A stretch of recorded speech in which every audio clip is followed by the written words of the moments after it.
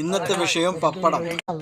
തവളെ ആ ഓരോ വലിയോടത്തെ ഗേറ്റും കൊടുന്ന് വെച്ചാണ് മനുഷ്യന്മാർക്ക് നടക്കേണ്ടപ്പോ ഇതില് അതിലെ വഴിണ്ട് കാത്തങ്കായ്ക്ക് ആൾക്കാർ വരും വിചാരിച്ച അടച്ചു വെച്ചിക്കാണ്